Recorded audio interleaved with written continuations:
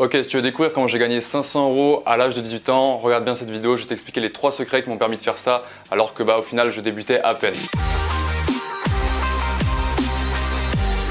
Ok, donc tout a commencé à l'âge de mes 18 ans, tout simplement. Donc pendant cette année-là, j'ai eu mon bac et derrière, j'avais décidé de commencer une école de commerce. Voilà. Comme on me l'avait vendu, business school, etc., j'avais déjà des ambitions un peu au niveau de l'entrepreneuriat. Je m'étais renseigné depuis un peu avant mon bac en fait. J'avais commencé pour la petite anecdote, j'avais tapé sur Google comment devenir riche et bon, j'ai pas trouvé de solution miracle, mais j'ai trouvé pas mal d'entrepreneurs qui partageaient au final leur quotidien, etc. Ça m'avait beaucoup inspiré, mais je n'étais pas passé à l'action. C'était vraiment purement de l'information, on va dire passive. Je regardais ça, ça m'inspirait, mais je continuais un petit peu mon train-train quotidien que j'avais avec mes études, etc. etc. Et ce qui s'est passé, c'est que je commence cette école de commerce et au final, je suis vraiment très déçu par ce qui est proposé à l'intérieur. Je ne peux pas non plus la critiquer. D'un point de vue scolaire, c'est sympa, mais d'un point de vue de ce que je recherchais moi, c'était vraiment pas à la hauteur de mes attentes et on m'apprenait plus à être un bon salarié au final, un bon cadre derrière, qu'à entreprendre ou à réaliser mes projets, mes rêves et tout ce que j'ai envie de faire au final. Et donc en fait, après 3 mois, pardon, seulement 3 mois, pas 3 ans, seulement 3 mois dans cette école-là, je décide de la quitter pour me lancer en indépendant et créer mon propre projet parce que vraiment j'étais assez déçu comme je vous l'ai dit là-dessus et j'avais deux choix. J'avais soit le premier choix c'était de perdre mon argent entre guillemets parce que l'école coûtait vraiment cher, soit le deuxième choix c'était de mettre cet argent-là qui était prévu pour ça dans mon projet, le mettre personnellement dans mon projet et essayer de le faire croître du mieux possible. Donc j'ai pas mal cherché qu'est-ce que je pouvais faire une fois que j'avais quitté cette école de commerce pour gagner de l'argent et me développer le plus rapidement possible. Et j'ai entendu dire un petit peu en me formant, en parlant un petit peu avec des personnes dans ce milieu-là que ce qu'ils recommandaient souvent, c'était de trouver une expertise, un domaine dans lequel on allait tenter d'être le meilleur pour pouvoir délivrer des prestations ou des services autour de ça. Et le réseau avec lequel j'étais le plus à l'aise, c'était Instagram. Et j'ai décidé tout simplement de me lancer sur Instagram. Et en fait, mon ambition à ce moment-là, c'était vraiment d'aider des entreprises à se développer sur le réseau Instagram afin d'acquérir plus de notoriété, plus de visibilité et plus de clients. J'ai vraiment un peu étudié le marché comme j'ai pu, j'ai beaucoup parlé avec des personnes, j'ai regardé sur internet, j'ai tapé plein de trucs et je me suis rendu compte qu'il y avait quand même une belle demande autour de ce secteur-là. Sur Instagram, au début, j'avais des petites connaissances, etc. J'avais pas non plus un gros potentiel d'investissement. Donc pour me former, c'était un petit peu compliqué. Mais justement, j'avais comme ambition, et c'est pour partager un petit peu la stratégie que j'avais, d'avec ma première vente, pouvoir le réinvestir dans mes formations et délivrer quelque chose de qualitatif derrière. Donc c'était vraiment mon objectif, c'est de trouver mon premier client. Un client où je m'étais dit, allez, on peut vendre ça à minimum 500 €, d'où le titre de cette vidéo. C'était de pouvoir facturer 500 € la gestion d'un compte Instagram pour cette entreprise. Alors certains me diront que c'est pas cher, d'autres au contraire pensent peut-être que c'est une très belle somme pour simplement gérer un compte Instagram, alors que peut-être toi qui m'écoutes, tu es tous les jours sur ton Instagram et tu n'es pas rémunéré pour ça et tu te dis waouh, je peux être payé justement pour pouvoir gérer le compte d'une autre personne. Malheureusement, ça s'est pas avéré aussi simple que prévu. C'est-à-dire qu'au début j'avais mon plan mais c'était vraiment très compliqué. J'ai rencontré beaucoup de problèmes parce que déjà rien que psychologiquement, qui je suis pour faire ça. Donc c'est tout ça, tous ces syndromes qu'on peut connaître un peu une fois qu'on entreprend, syndrome de l'imposteur, syndrome de plein de trucs comme ça. Quelles sont mes connaissances, qu'est-ce que je peux apporter concrètement à cette entreprise, pourquoi est-ce qu'elle choisirait de me donner 500 € pour que je fasse ça, comment je pourrais lui prouver que réellement je suis compétent de faire ça. Bref, plein de questionnements qui m'ont fait procrastiner, mais qui également parfois m'ont fait avoir des baisses de motivation. Voilà. De toute façon, si toi qui m'écoutes, tu n'as jamais entrepris et que tu veux te lancer dans un projet, tu verras que c'est toujours en dents de scie. Un jour tu es au taquet, un jour le moral est un peu plus bas parce que ça fait partie du jeu tout simplement. On est des êtres humains, on n'est pas des robots. Donc des obstacles psychologiques d'une part, mais également des obstacles directement sur le terrain. J'avais pas de compétences, j'avais pas d'expérience, donc je me lançais un petit peu dans l'inconnu. Je sortais clairement de ma zone de confort parce que rien que me dire que je devais devoir approcher des personnes pour leur proposer ça, c'était assez compliqué, étant donné en plus que quand j'étais plus jeune, j'étais vraiment très timide. C'était une expérience assez difficile à actionner et difficile à mettre en place. Malgré tout, je laissais tout ça de côté et j'ai décidé d'avancer malgré tous ces obstacles qui me faisaient face et malgré toutes ces pensées un peu négatives qui pouvaient arriver dans mon cerveau. Donc concrètement, mon plan d'action, qu'est-ce que j'ai fait pour réussir à avoir ce premier client? Au début, je cherchais partout, je mettais des messages un peu sur internet, etc. Mais je me demandais quelle entreprise pourrait avoir besoin de ça. Et j'ai vite été rattrapé un peu par la réalité et je me suis dit, mais attends, je possède une famille, j'ai des amis, je connais des gens. Ces gens-là, peut-être qu'ils connaissent aussi des gens, qui connaissent des gens, qui connaissent des entreprises.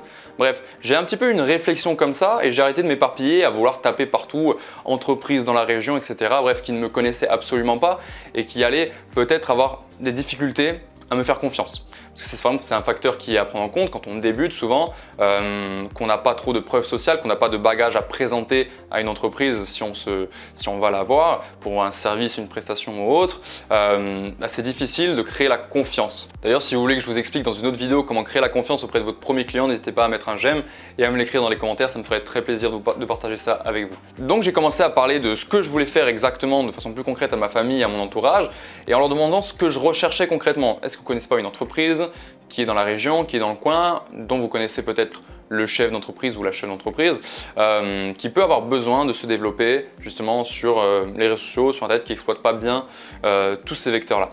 Et donc au final, mon entourage a commencé à me donner certains noms, m'a commencé à me donner un petit peu certaines adresses, tout simplement.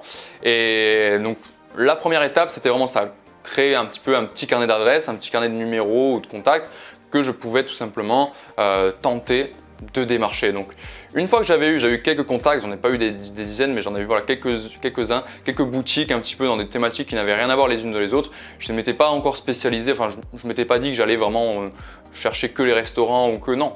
Je voulais un petit peu de tout parce que là le but c'était vraiment d'actionner la machine et j'ai pas pensé à me spécialiser concrètement dans faire exploser un Instagram pour les boutiques de vêtements, bref. Voilà, j'étais un petit peu généraliste à ce niveau-là.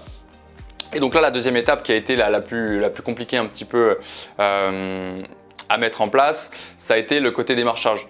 Donc ce que j'ai fait tout simplement, c'est que j'ai utilisé la technique des double calls, c'est-à-dire qu'au début, j'ai fait un appel à froid qui est juste là pour présenter un peu ma solution de façon très brève, sans rentrer dans aucun détail. En fait, je vais juste venir créer le premier contact avec cette personne pour qu'elle prenne conscience que j'existe, que je peux l'aider peut-être d'une certaine façon et que j'aimerais beaucoup échanger avec elle pour voir de quelle façon et dans quelle mesure je pourrais effectivement l'aider. Donc ça, c'est le premier contact. Donc j'ai fait ça avec toutes ces entreprises-là, avec ces quelques-unes et il y en a une parmi elles qui m'a dit « Ok, j'aimerais bien te recevoir et j'aimerais bien discuter avec ça. » Le premier appel, on ne vend rien, ça n'engage à rien au final et on est juste là pour essayer de créer un premier contact et de pouvoir discuter avec cette personne-là.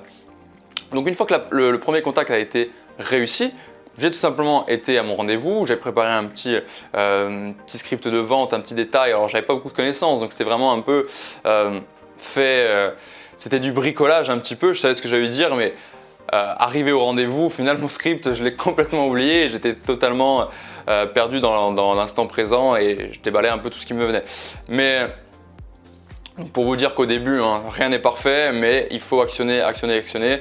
C'est comme ça qu'on peut réussir à faire quelque chose. Donc n'ayez crainte, n'ayez pas peur si vous n'avez pas un script de vente parfait. Si vous bégayez un petit peu, c'est normal, il faut bien commencer quelque part et c'est ce que j'ai fait. Donc je suis resté pendant bien une bonne heure à parler avec cette dame qui était donc patronne d'une boutique, à lui expliquer tout ce que je pouvais lui apporter, tout ce que je pouvais l'aider, le retour sur investissement qui était possible. Alors c'est vrai que c'était que des estimations à ce moment-là. Donc après toute la discussion qu'il y a eu, arrive le moment du closing, qui est la troisième étape, c'est concrétiser la vente. C'est-à-dire qu'au final, on a eu le contact, on a été pitché à ce contact-là et il faut bien sûr finaliser la vente et proposer notre produit-service. Et je me rappelle qu'à ce moment-là, j'avais plusieurs offres à des prix un petit peu différents et ça, c'est vrai que c'était une erreur de lui proposer plein de trucs parce qu'elle pouvait vite se perdre, elle pouvait vite se demander au final, est-ce que c'est la mieux pour moi mais celle que j'ai vraiment mis en avant, c'est celle que je voulais vendre de base, c'était 500 €, gestion de tout compte Instagram. Mais après, j'avais rajouté des petites ventes additionnelles en mode si tu veux en plus je te gère ton Facebook, des petits trucs comme ça. Mais au final, bon, elle n'a pas pris, elle s'est concentrée sur le truc de base. Mais j'ai réussi au final en lui montrant vraiment tout ce que ça pouvait lui apporter, de lui vendre cette prestation à 500 € alors que je n'avais seulement 18 ans, j'avais rien. Et au final, je suis arrivé là en me présentant tout simplement devant cette personne et en résolvant son problème. Elle avait un problème, je suis arrivé avec la solution et au final elle m'a payé pour résoudre ce problème-là. Donc finalité des choses, à seulement 18 ans, j'ai pu avec un seul client gagner 500 € donc qui ont été virés la semaine d'après sur mon compte en banque. Donc là je vous explique un peu que dans ma tête c'était la fête et donc ça a été un peu le début de l'acheminement pour pouvoir faire croître derrière mon entreprise autour de tout ça.